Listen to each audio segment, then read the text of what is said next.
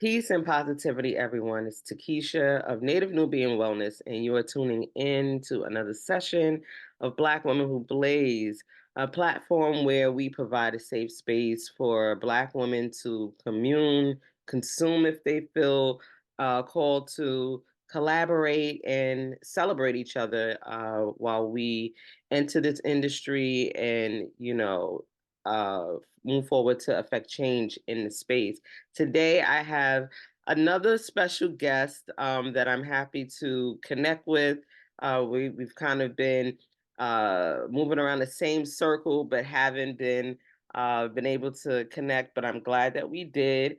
And I'm going to jump into her bio, Dr. Demetria Bates. Okay. And I want to make sure that we, like you said, we specify the doctor because we work hard, right? We work hard.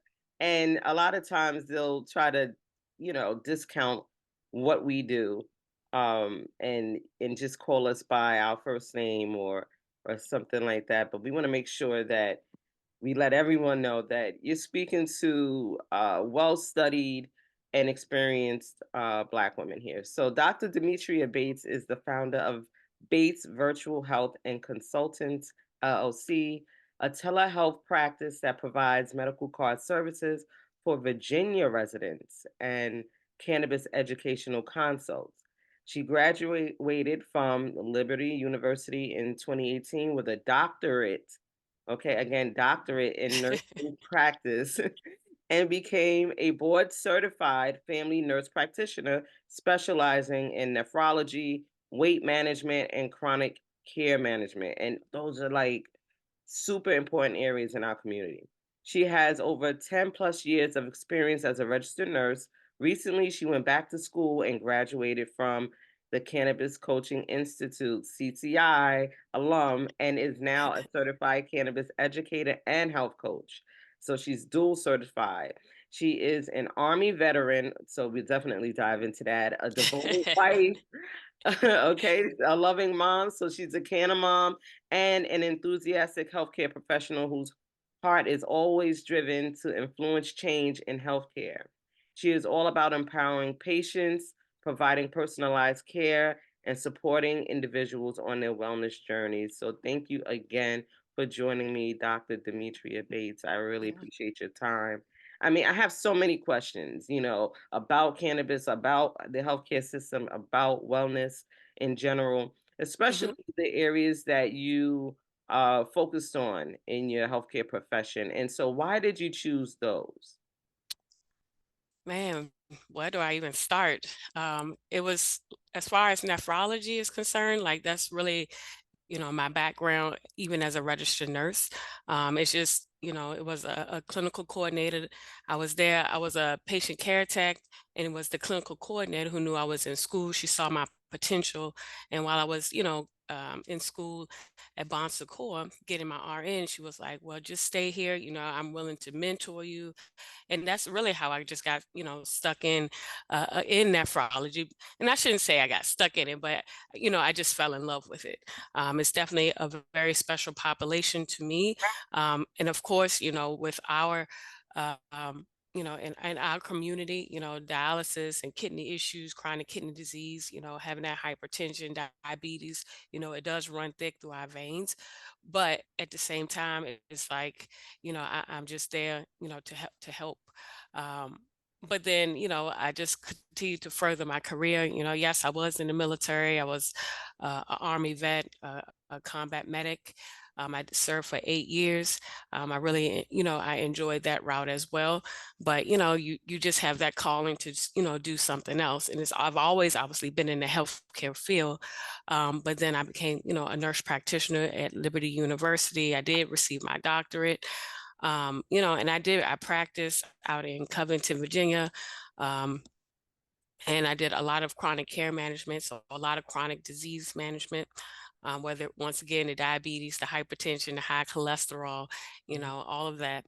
And the main thing was I kept seeing people having, chronic pain issues, having issues with anxiety and depression. So, I was doing a lot of prescribing of control medications, in just witnessing firsthand the side effects of these medications on these people's lives, the dependency on it. It was just like something has got to give. And then of course cannabis became legal in Virginia, and so I was like what is this all about? Yes, I came from that era where the dare program, they show you the commercial of them frying eggs saying this is your brain on drugs. But Yeah. now that I have the information, it's like, that's just not what it is anymore. When I look at that frying egg now, it's like, no, that's me, having issues with focus, having issues, sleeping, having issues with pain.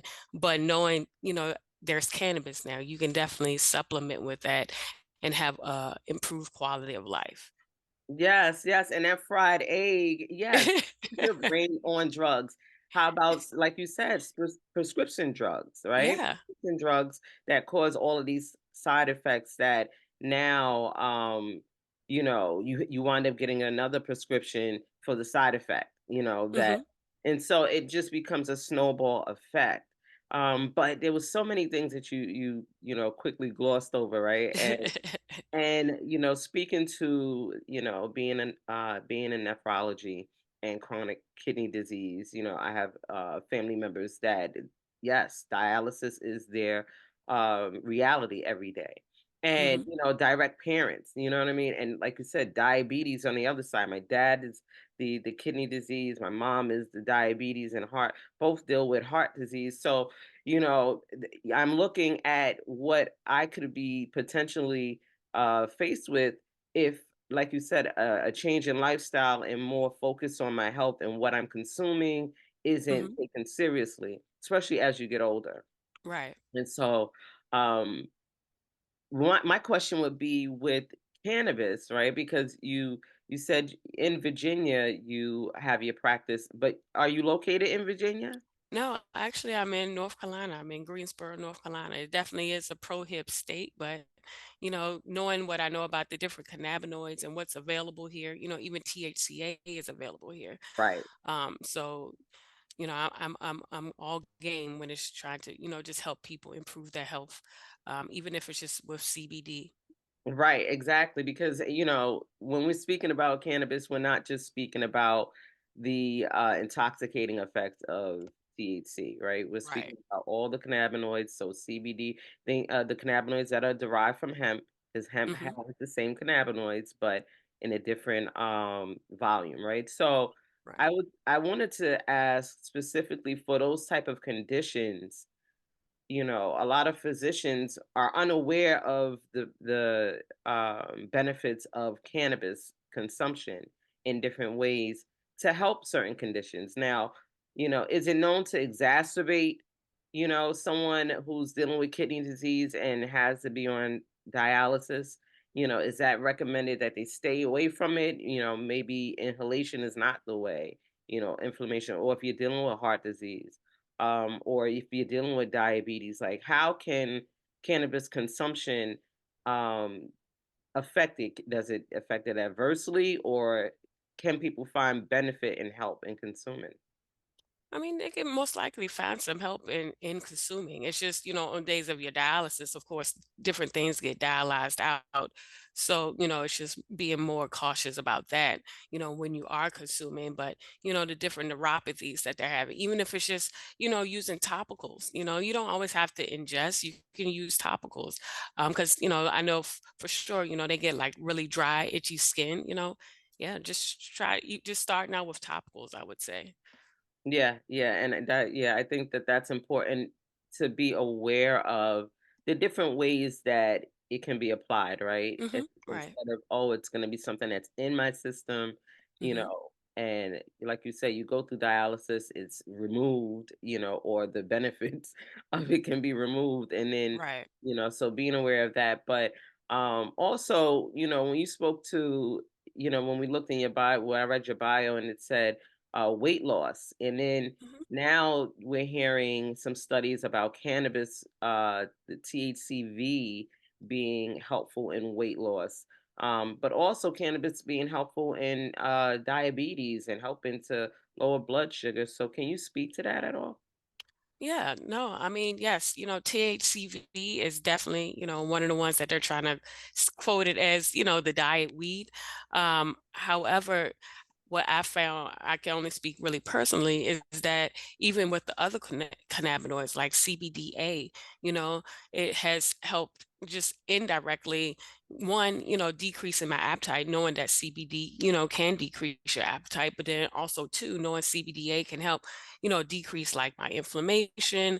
Thus, the pains that I'm having, I'm no longer having. So now I can actually get out and exercise, and not be in pain. So now that's helping, yes, with my glucose in the sense of decreasing the appetite, but then also helping me with pain management so that I can get out and exercise. Because we always say, you want to eat better, you want to, healthy eating, and then also, exercise. So if you can find something that can really, help you as far as the supplementation is concerned, that's where it would, definitely help when it comes to the weight loss aspect of it.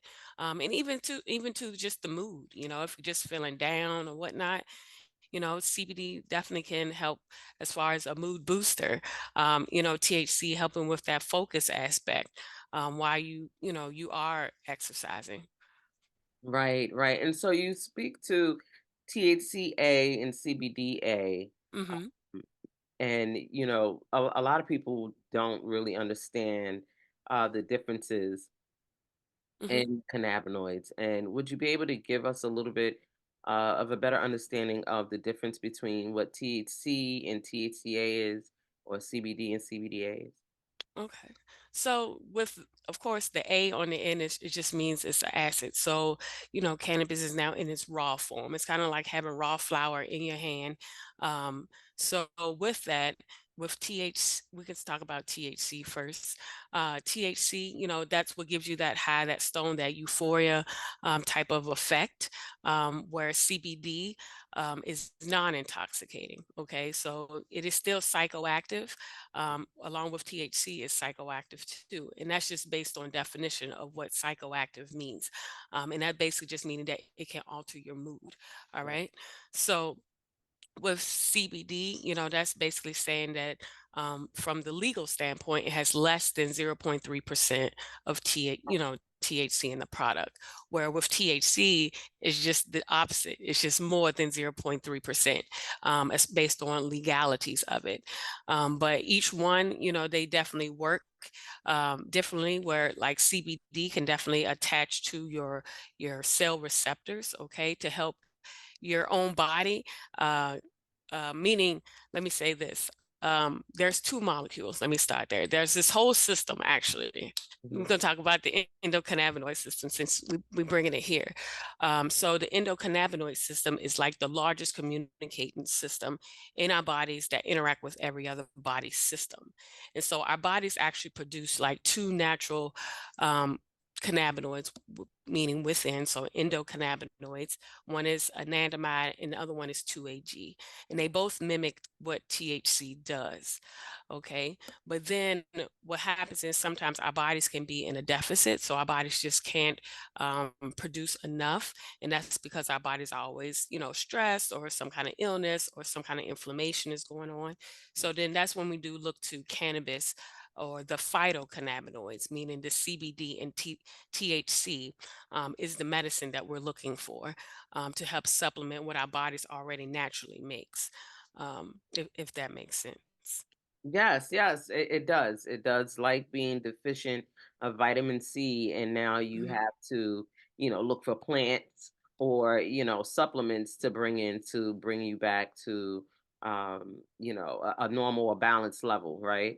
And so, Right. like you said, the ECS or endocannabinoid system can be in deficit, or a deficiency. It can be, Hmm. something can be wrong with how much you're producing, or you can overproduce, right? Right. And now that brings on a different set of issues that you may be feeling, and which can affect the rest of the bodily systems.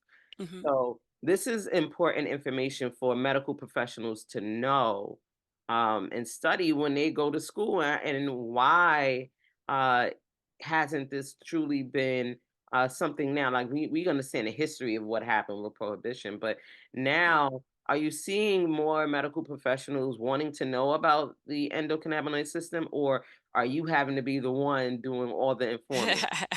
I feel like I'm the one who's doing a lot of the informing, and that's just because, in the larger organizations, with it still being illegal at the federal level and being a Schedule One, they really still can't talk about it. Once again, that's because of that stigma. Medicare, insurance, all of that. They get federal funding, so they can't talk about it. And even too, it's really not even taught, in schools, in universities. It's just not there. And that's even when I, started back in my healthcare career. I never even heard of the endocannabinoid system. I've always heard cannabis is wrong, whether if I was in the military, whether, my own just upbringing, it was wrong. Right. Um, it's just never been taught as, how can this plant really, the safety of the plant, bringing that awareness. It's just never been there. Right, right. And so speaking of not being taught and then like you said being raised, and all of us were, Hmm. this is what it was like stay away from drugs, and cannabis was, or weed or marijuana was one of the big no-nos, right? Hmm. But over the years I've known plenty of people who consumed and were fine, were Hmm. fine as far as their health was concerned, and their levels of success. It didn't hinder it. So it seemed like the safer of all of them for me to consume when I was, yeah, I would say, experimenting as a teen, right? So Hmm. being that, like you said, it was a big no-no in your community, in your home, and then you joined the military, and then became a healthcare professional outside of the military as well. What brought you to cannabis? Like, what was the deciding factor? Like, hey, I need to know more. I want to do, I want to be a part of breaking the stigma, and being patients having access to a medicinal card. I would say, it really is the side effects, just being on that side of it where I know, hey, you have this problem, from pain, you got anxiety, depression, even Parkinson's, dementia, any of those things.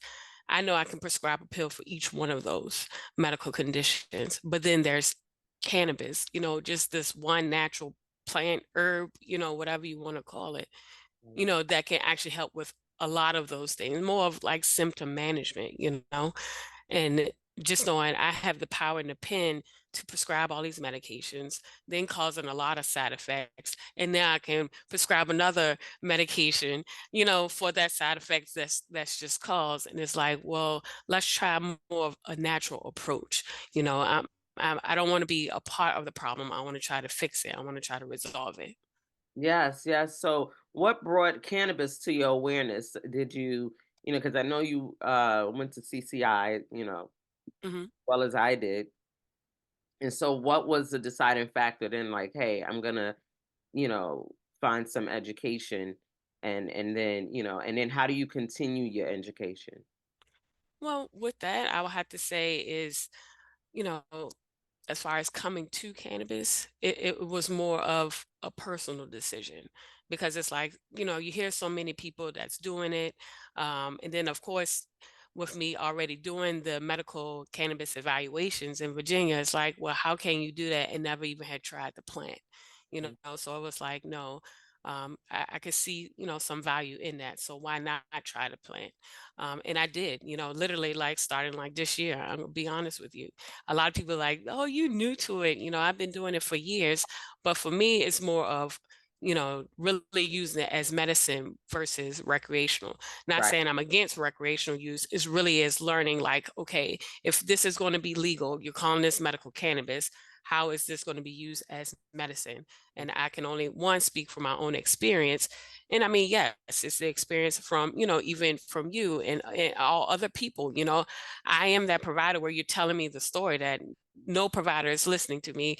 Providers are against me using the cannabis. So I have to really dig deep and get into cannabis to where I can really meet you where you are. And not just you, that mean everybody, all the patients in general, any client. Like, how can I meet you? And then one is really is understanding how cannabis is medicine for myself, but then now I can share that experience with you, and you can share your experience with me, and that's how we learn. You Right. know. Right, right, right. And when you speak to cannabis, no, like you said, there's varieties, right? And Hmm. so there's ways to consume it, THCA, CBDA, CBGA, Hmm. and things like that, where these are non-intoxicating and that you get all the benefits of the plant and those cannabinoids without having to deal with euphoria or feeling sedated and things Hmm. like And you had asked me too about like how do I continue my education? Well, I am healer certified through Healer CBD with Dr. Sulak. So that. I attend a lot of different webinars. I am, with the American Cannabis Nursing Association. I go to their conferences. I look up, just as a provider, we have to have so many hours as far as excuse me, I can't even get the word out. And continuing education, yeah. Continuing education, yes, that's it. Continuing education credits. So I definitely, look and see which ones are out there, whether it's free or if I have to pay.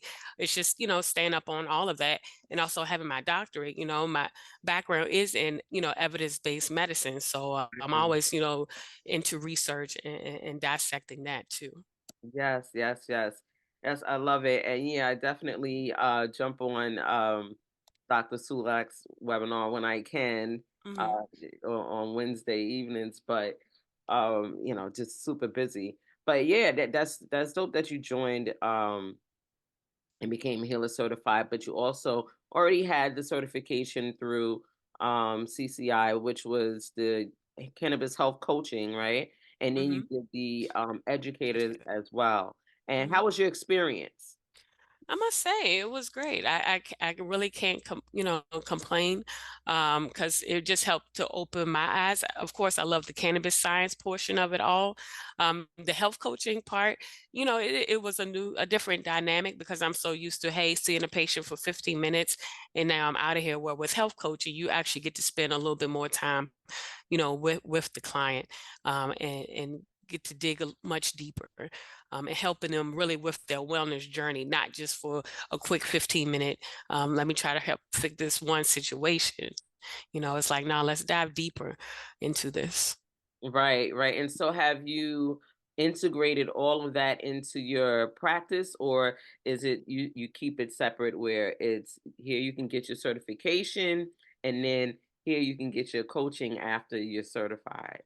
No, I do both. I want them all integrated, because it's for their quality of life and improving their wellness. So yeah, it's an 8-week program. We'll definitely dive in more about the endocannabinoid system and learn more about your own endocannabinoid tone. And that's with, how's your sleep, how's your mood, how's your diet, how's your stress, that type of thing is what we're going to dig into, and also figuring out, what's really blocking you, um, Yeah. what's causing you not to meet those goals or different things, whatever the case may be, is what we're going to talk about. And, do you have a specific target, patient? Are you for veterans or is it anyone that needs help? Like, you I know, mean, truly, it really is anyone who needs help, but it's mainly those who are looking for a alternative method or more of a natural remedy to prescription medicines. And I mean, that really does cover pretty much everybody, but you know, yeah. Right, right, right. I mean, this is true. I'm finding though that the older population, because they're the ones getting the most prescriptions normally, unless you're dealing Hmm. with like a really chronic condition, um, tend to be the ones looking for an alternative, right? Right. And so are you finding that that's more of the demographic that inquire about consultations and cannabis? Yeah, yes, actually, when it comes to, just wanting to learn more about it, Yes, definitely that population, but I'm also finding more of the younger ones really wanting to do, like my reframing cannabis program and really just, diving deeper to help them with their situations. Yes, yes, and and I'm glad you mentioned that because I was going to say, how do we, because for me, this is Black women who blaze, so I'm Hmm. unapologetically for Black women's health and wellness and well-being, but also, we're mothers and sisters and wives and things like that, so we're the caretakers of our community. How do we present this to our youth to teach them about plants, right, and the benefits of plant medicine, cannabis being one of them, but also the industry and the pathways that you can get involved in cannabis with, like you said, healthcare or agriculture. Like how you said, you're reframing it. Like, what do you think is like the first touch point when it comes to speaking to the youth about cannabis and so we don't have more of what we got when we were younger, to oh Hmm. just no and don't touch it and it's fear campaign. I would definitely say, I mean, the truth, they always say the truth set you free. But really, telling them about the truth of cannabis, yes, here's this plant, it is medicine. However, maybe using it, when it comes to because there are some youth that do need to use cannabis, those who got like different medical conditions, so I don't want to, knock cannabis out of that park. But I would say, as far as those who are young, letting them know, hey, this is a psychoactive plant, letting them know, yes, THC is the part that is intoxicating. And yes, it can get you high, it can get you stoned. However, just waiting until, your development, um, as far as growth is concerned, just waiting and then really understanding and using it as medicine versus recreational would be just the starting point. Right, right. And so I found even for myself when I was a youth consuming it, that though it seemed what like you said recreational, it was more therapeutic, dealing Hmm. with, and living in a community marginalized and underserved.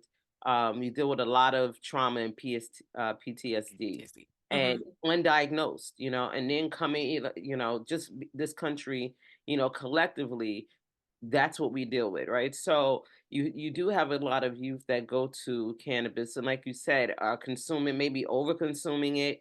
Hmm. Of course, the source, so you don't know, how it was grown, if it was treated, pesticides, all of those type of things. So it's not safe. They're not accessing it safely. Right. But like you said, there is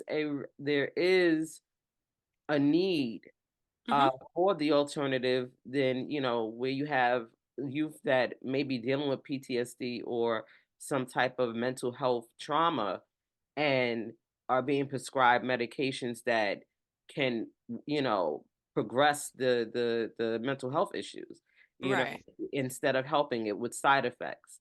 And So that's the thing, just reaching out, to either a certified, cannabis educator or even, a health professional that, specialize in cannabis medicine, just reaching out and having that conversation. And I understand too, most people go to their doctor and they don't want to, tell the doctor, hey, I'm using this. And it is helping me. And that's just to, yes, there is the lack of education on the medical provider part, but that don't always have to be. Because like I said, there is continuing education. There is different things that's out there. But even just starting off with learning about CBD before you even just getting into, the THC aspect mhm. of cannabis, just starting there and just slowly working into it. Yes, yes, yes. And then speaking of PTSD, you being an Army vet, and the whole, veterans not having access Hmm. to cannabis, um, which is just appalling, really. If anything, that would have been the first group as far as a medicinal qualifying condition Right. to be able to access it, and of course, federal issues and things like that. But um, how are you advocating, I guess, for veterans, being that you're a vet and now, you know, providing people in Virginia with access. How are you advocating, especially being in North Carolina where it's just still so heavily regulated? How are you able to advocate for vets and for yourself being a vet? Yeah. I mean, as far as myself, just, being a part of like North Carolina Normal, um, even, just whatever I can do, just once again, just educating other veterans, letting them know, that I'm here and I hold that space for them, that they can definitely come to me and we can talk about cannabis or even, with the PTSD aspect of it, like how can cannabis help, with that, just to give them some relief, give them some sleep, at least, because definitely, suicide is a big thing, and it's really because of they can't turn the mind off, or having that shell shock, or having that that pain, and I mean, like I said, I'm just there to help, to lend the ear if anything. Yes, yes, yes. And I mean, I think it's important that veterans are taken care of because, hey, you're signing up Hmm. to protect, the liberties and freedoms that we have here in this country. And then, to come back and not be able to get the help and healthcare and support that you deserve is disheartening. Hmm. And so, yeah, we do have collectively, not just the vets, but collectively, we should be advocating for them to have access Yeah. to the And I mean, medicine. I'm actually, working on a project now, hopefully soon or later, more of a nonprofit called Veterans for Veterans, to have that resource to where they can like just come and, either learn more about, how to use cannabis, for their situation, or, just something as simple as, they about to retire and get out the military, how to, transition Yes. from, military life to civilian life, and what resources are out there to help them. So that'll be coming soon. Yes, yes. Thank you. Thank you for Mhm, sharing that. And I'd love to, learn more or, give you a platform to speak about it once it's up and running. So mhm, anytime. But before, I want to pivot to you and your personal consumption and how you use cannabis and then how it affects you as a mom because you are a mom as mhm. well. And we know the stigma that comes with, being a woman, a mom that consumes cannabis versus being a mom that consumes wine, right? Right. And it's okay for you to have that little glass of wine after, a long day and, you know, cook your children a meal and your glass of wine and be there while you're doing it. But it doesn't, you don't get the same grace Mhm. oftentimes when what you're consuming is an herb, right? That Right. that is actually, helping and not harming. So for you, when you say you grew up not consuming and then you went to the Mhm, army and then, and mhm. then you're a medical professional, how did that work with now I'm a mom and now I'm in this space and now I'm consuming? Did you deal with any mom guilt at No, all? Or no mom guilt at all. Not one bit. My thought process is like, where was this years ago? Why didn't I, start this years ago? But everybody's path is different. So I would definitely say it has helped me to help quiet my mind, so that now I can meditate. That was something I could never do, was just sit still, and listen and be quiet. But now, I can meditate. As far as spirituality is concerned, it definitely has, enhanced that. When it comes to the presence of using cannabis, and with my son, being a Canada mom, I love it because it enhances my creativity. I'm able to be more creative, be more present with him. I'm not quick to go from 0 to 100, it's easy for me to really, get down to his level and try to figure out, what's going on with him, emotionally or mentally or whatever. I can like go outside. I'm not like in pain. I can run around with him. If he wants to sit on, the cement and we draw with chalk, then hey, that's what we're going to do. And I can enjoy that. We want to sit and watch a cartoon movie, cannabis definitely can kind of, enhance that and make it more enjoyable. Especially if you're watching the same Paw Patrol show over and over, hey, that's just what he likes. And so we're going to watch it. But, it's just those little things, it's just those little moments that cannabis really, can help with. So yeah. I enjoy it. And Yeah. I'm not saying it's always a THC, type product at all. It's so many other cannabinoids. Like I said, the main ones we already know is CBD and THC, but there's also the acidic cannabinoids that has some medicinal benefit that can help with your mood and your focus, concentration, your pain, that type of thing. Yes, yes, and I found CBG, which is the mother cannabinoid, to be like really effective for me. Hmm. It's not easily accessible for me, but when I do get access to it, I really hold on to it, and I try to, but I use it up.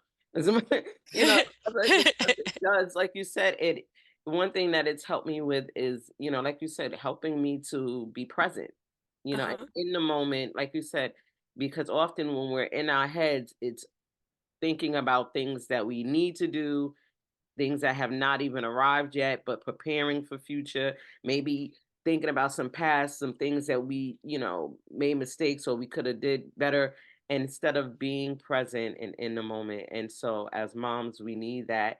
Yeah, Um and you we brought up need CBG. I must say, that whole perimenopausal, menopausal phase that we all have to transition into.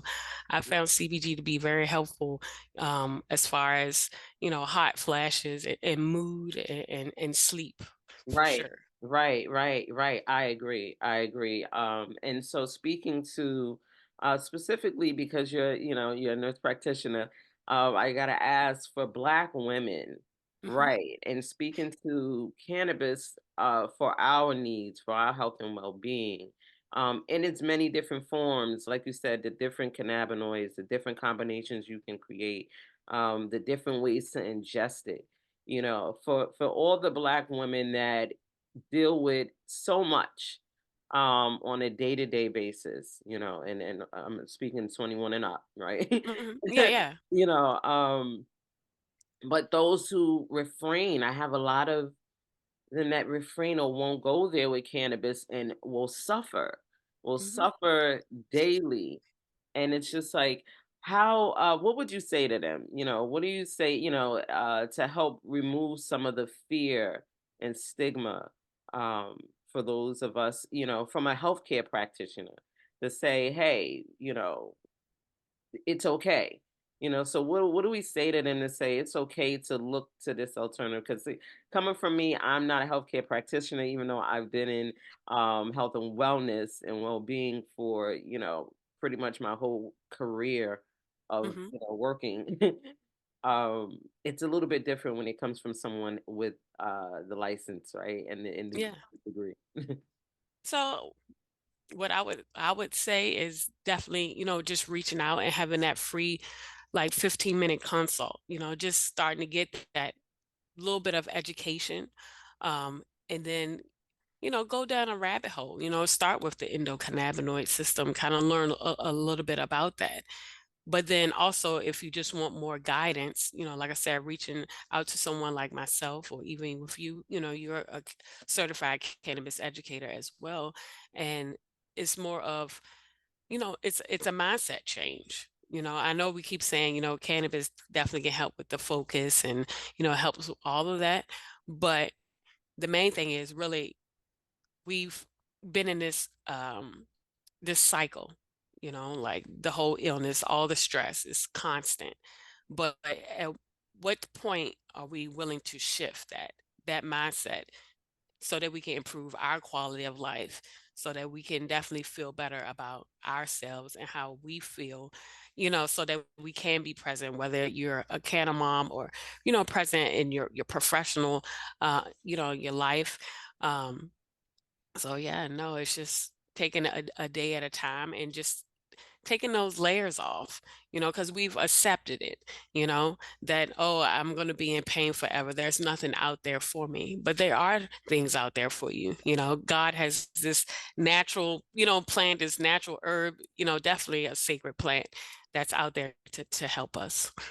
Yes, yes. So I agree, and I let women know, Black women specifically, that this plant is for you, Hmm. okay? And if you do the history of it and you understand the science of it and in its anatomy and all the things, you will see yourself. Yeah, It's cannabis it's a female plant, yes, yes. women ruling the world. Fabric and clean. And listen, it aligns with who we are, adaptable, Hmm. Hmm. okay? Giving, life-giving, nurturing. We do so many things in similarity to the female part of the plant as Black women. So, she's calling you back to yourself, and I say, hear the call and pick it up. Pick it up. Yeah. Ring ring. Answer. That's I it. mean, I'm in my, early 40s, and it's like, man, if I would have picked this up, even sooner, where would I have been? But like I said, everybody's journey is different. But once you really do come into it and you really have the intention of using cannabis as medicine, it's a whole total different ball game. Different ball game. I agree. I agree. So before we wrap up, you have a couple of projects that you mentioned, and I want to make sure that we all know about them. So you have a couple of things you've done and put on Amazon, and then also share with us or with the platform how you can be reached. And if you're in Virginia, you can get your medicinal card. Mhm. Even though it's Virginia recreational use now, is it adult use? Well, within the privacy of your home, you just can't purchase any, at a Um, dispensary or anything. oh, they haven't rolled out who's gonna be. No, Yeah, so no. you have to have the card so you can go get it. You can go to, for medical, yes, you can get your Virginia medical card. I do the evaluations. You can go to www.batesvirtualhealth.com, schedule an appointment there, and we can definitely have the consult. And like you said, I do have some other projects that's out there, where I have a Cannadelic adult coloring book. So some nice mesmerizing images that you can kind of color and trip on, if you want to, more for relaxation purposes and stress management. I do have a personal journal out there. It's called Write On Right Now. And no, my name is not on it, and I didn't want my name on it. And that's just because I want that journal to be just for you. And it has like a picture of an eye on it, but it's just for that. It's for the self. It's for you, to go in and consume your cannabis, whatever it is, and then just journal, write your vision and make it plain. I love that. I love that. And for the card in Virginia, Uh-huh. so the benefits of having, the card is obviously you can go right now and to a retail or dispensary Dispensary. and Yeah. pick up what you need. But I know here in Connecticut, I'm still a card holder and it gives me access to having more um readily available if needed, Mhm. or accessing more if I want to, get it from a dispensary. But of course, home grow. Are they doing home grow in? Yeah.